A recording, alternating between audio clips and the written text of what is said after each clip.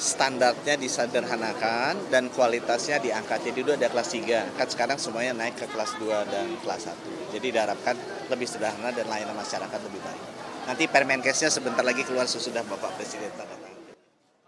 Penerapan kelas rawat inap standar atau KRIS tidak menghapus jenjang kelas pelayanan rawat inap untuk peserta. Nah, pagi ini saya sudah bersama dengan Direktur Utama BPJS Kesehatan Ali Gufron Mukti.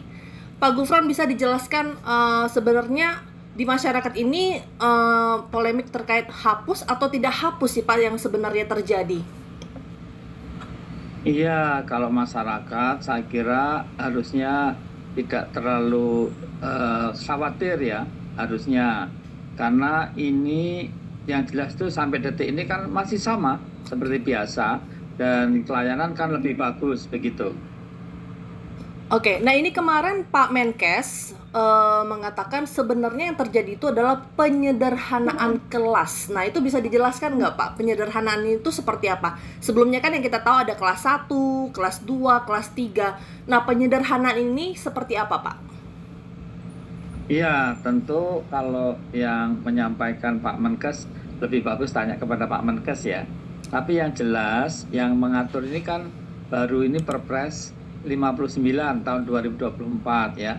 Jadi di situ itu sebetulnya menyempurnakan dari Perpres sebelumnya untuk contohnya memilih vaskes ya.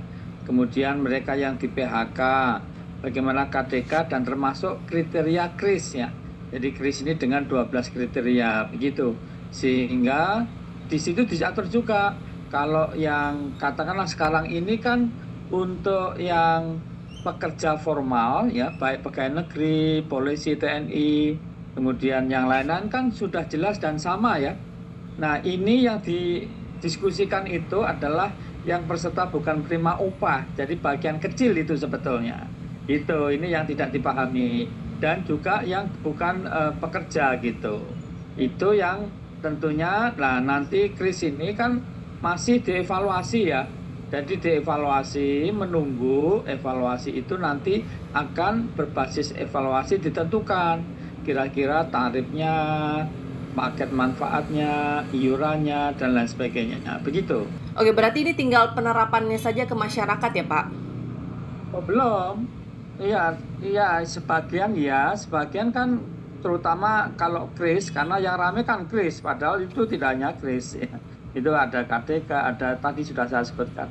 Jadi untuk khusus KRIS ini akan menunggu evaluasi dulu.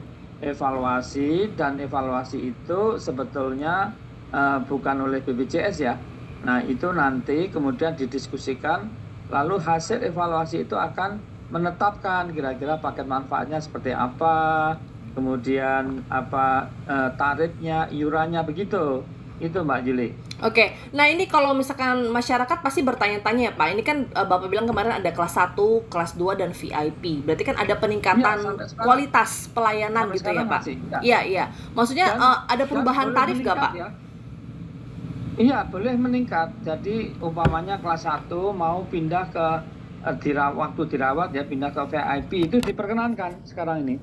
Nah, yang bayar siapa? Tambahannya perbedaannya itu bisa dibayar sendiri, bisa dibayar oleh perusahaan di mana dia bekerja, atau dibayar oleh asuransi kesehatan tambahan gitu. Oke. Gitu. Nah, berarti saya mau tegaskan sekali lagi bahwa penerapan KRIS ini, penerapan kelas rawat inap standar ini tidak menghapus jenjang kelas, tapi ada peningkatan kualitas seperti itu ya Pak?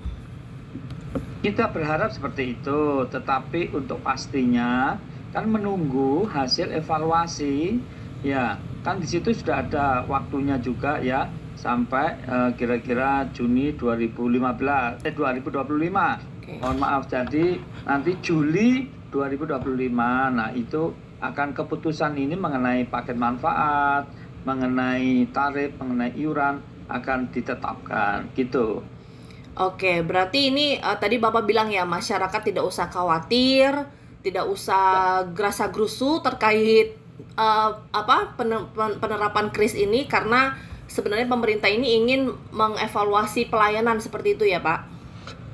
Iya, kalau kami berharap ya dari BPJS itu layanannya tentu lebih bermutu. Kita kan melakukan transformasi mutu nih di BPJS Kesehatan itu dengan ukuran 3, lebih mudah, lebih cepat, tanpa fotokopi, bisa antri dari rumah, ya. Kemudian non diskriminatif, ya. Jadi tidak dibeda-bedakan, terutama layanan medis, ya, gitu ya. Oke, Dan Pak. jangan sampai, mohon maaf, jangan sampai aksesnya dibatasi ya. Ya.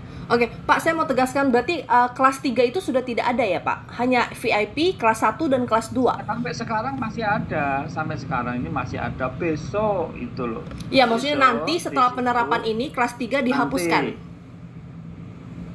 Itu nanti ditetapkannya seperti apa kan nanti. Sekarang belum, sekarang ini persis sama, ada kelas 3, ada kelas 2, ada kelas 1, ada VIP, ada. Sekarang kan sama aja. Oke. Baik, saya hanya menegaskan saja karena ini kan jadi pertanyaan di Tegasnya masyarakat. kan belum bisa dijawab. Yang dijawabnya kan sekarang seperti sekarang sama ya. Nah, di dalam Perpres 59 kan dikasih tanggal juga nanti, tapi apa dasarnya? Dasarnya adalah hasil evaluasi gitu.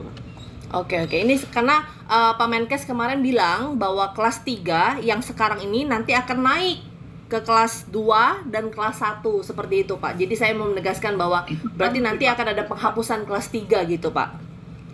Betul, itu lebih bagus. Artinya disederhanakan, artinya istilahnya itu kelas yang minimum itu tadi ada kriteria ya, distandarisasi, itu bagus ya.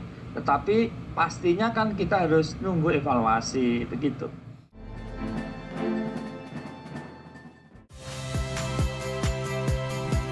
Saya Harjuno Pramendito. Saksikan program-program Kompas TV melalui siaran digital, pay TV, dan media streaming lainnya. Kompas TV, independen, terpercaya.